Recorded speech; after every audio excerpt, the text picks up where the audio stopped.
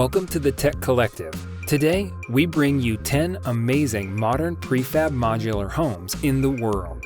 Before we continue, please press the subscribe button and the bell notification icon to receive regular updates whenever we upload a video. Number 10 is Archiblox, Sunday. Sunday has been carefully crafted using Japanese design principles to maximize functional areas in the home by eliminating unused dead space. A spacious and clever kitchen/living arrangement with a central communal island bench encourages conversation and flow-through to an optional deck, connecting the occupants to life outside. Its design promotes the separation of living and sleeping areas, which optimizes the efficient use of heating and cooling systems. This home suits most blocks and can be oriented to suit an east-west or north-south orientation, ensuring great indoor and outdoor living all year round.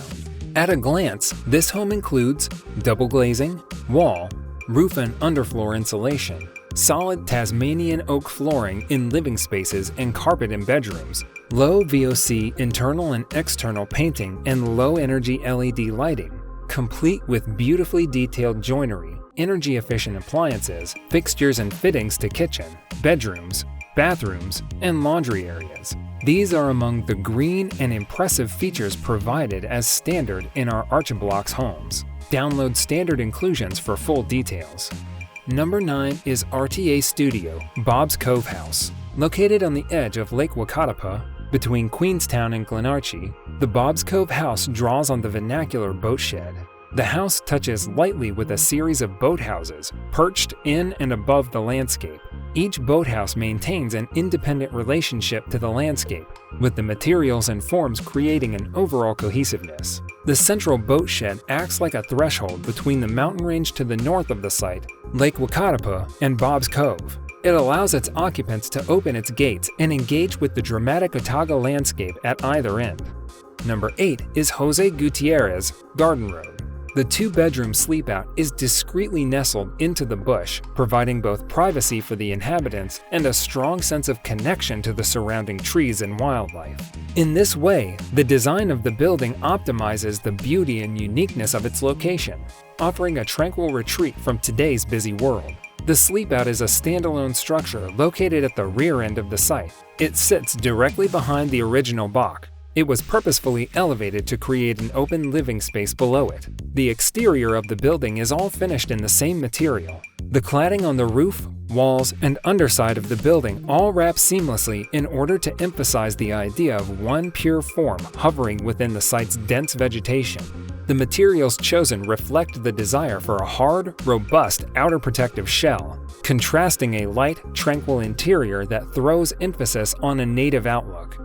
Number 7 is Intuitive Architecture, Alpine Vistas. Located on an exposed site in an alpine region, this home required meticulous consideration to the planning and spatial arrangement. The outlook and mountain views are captivating, and the building is sited to embrace the environment. The plan is divided by a low entry that separates the living areas from the bedroom. The living area has concisely been oriented north-south to protect outdoor areas from prevailing winds, whilst offering an expansive connection across the entire site from the kitchen and dining area. The living area is set down to offer a more intimate feeling within an open-plan living arrangement.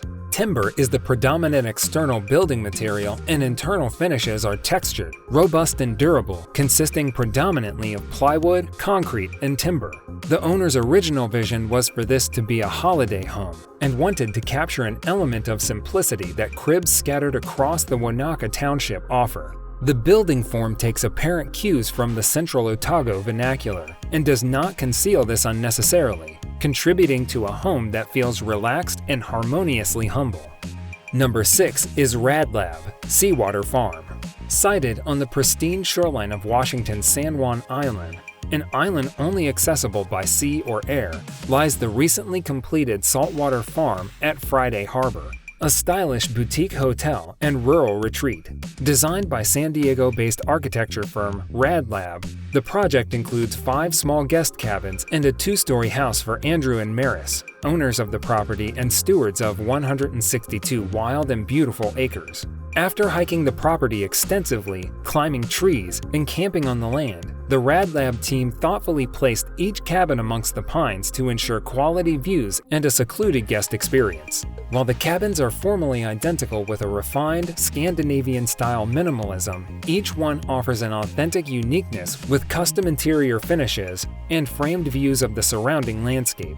The main house, centrally located on the property, shares a simple, modern design language of the cabins and serves as both home to the owners on the second level and as communal gathering space for guests on the first. With tall ceilings, an open floor plan, and bifold doors that open to expansive decks, the main house welcomes respite and relaxation, acting as a communal hearth for the inn. Number 5 is Creative Cabin, Lilypad. This tiny home shipping container has a cozy bedroom with full view window, private bathroom/shower, full kitchen with cooktop, living room with a gas fireplace, YouTube TV, and Wi-Fi. One of the coolest additions is our motorized glass garage door. Outside, we have a swing bed, hot tub for 2, and a gas grill. Number 4 is Lar Architectchs, Mac. Working on a very restricted site among towering redwoods, a new 2-story accessory dwelling unit and garage were created in the location of a simple 1-story garage. The majority of the living space was situated as a treehouse, with framed views of the spectacular trees all around. The volumes contrasted with the adjacent single-story, mid-century private residence, while materials and colors were chosen to both complement and contrast. Black aluminum windows referenced vertical sunshade fins in the main residence, while a large, custom, single-hung wood window created a new take on the house's large plate glass windows. Inside, the floor plan is delineated by spaces for a home office, sitting area, and kitchen. At the rear of the room is a sleeping loft on top of a full bath. The use of consistent hardwood flooring and clean lines throughout the floor plan elongates the room. The custom skylight and abundance of windows ensures the forest surroundings are an essential component to enjoying the space. The asymmetry of space is highlighted by the living edge peninsula counter and exposed steel beam painted in homage to the Golden Gate Bridge. Number 3 is Tailored Tiny Co. We are a tiny home building company based in the Blue Mountains in SW. We specialize in tailoring your small space to your needs and lifestyle by analyzing the things that you think are important to your home and fitting them into a smaller footprint. We started our journey after following the tiny house movement in the United States. The creativity expressed as well as the challenge of creating a functioning small space without losing the comforts of a large house is what drew us to start designing and building our own tiny home. We are all about sustainability, having a minimal environmental impact with the plan to go off-grid. Our tiny spaces are completely individual and are designed with luxury in mind. Just because your house is small, it doesn't mean that you have to skimp out on the finer things. Number 2 is Arkitektvarelset, Wooden Cap. It is beautiful on the high mountains of Emmingfell in Uvdal in Buskerud, but it is windy and weather-hard. We noticed this when we went with architect Greth Lowland to take pictures in the autumn of 2018.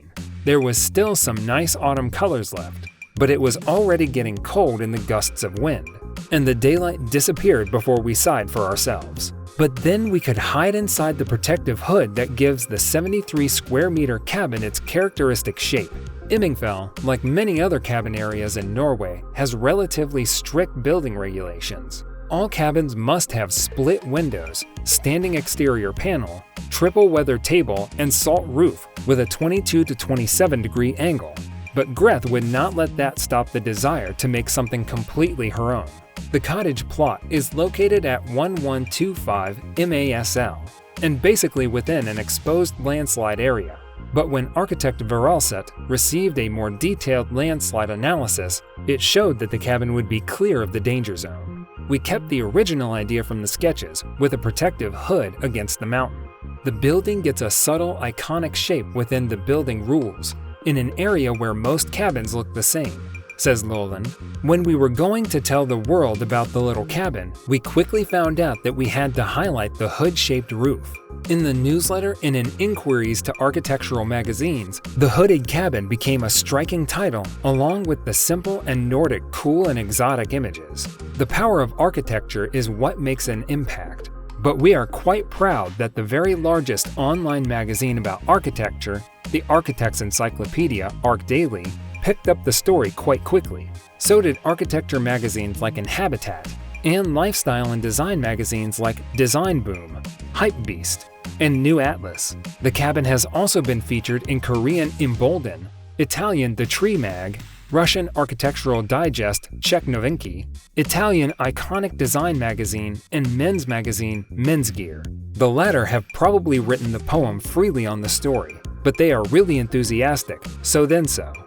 Number 1 is Mapaarg Ruh, located 100 miles from NYC, near the iconic owns of Kingston, Woodstock, and Stone Ridge. Ruh Landscape Hotels seeks to immerse one within the essence of nature itself. Ruh is a union of worlds that strives to create a new kind of landscape. Neither virgin forest nor farm not the quarry of this landscape once harbored, but a new landscape specimen. Thanks for watching the video. Comment down below which part do you like the most, or click the thumbs up button if you like the video.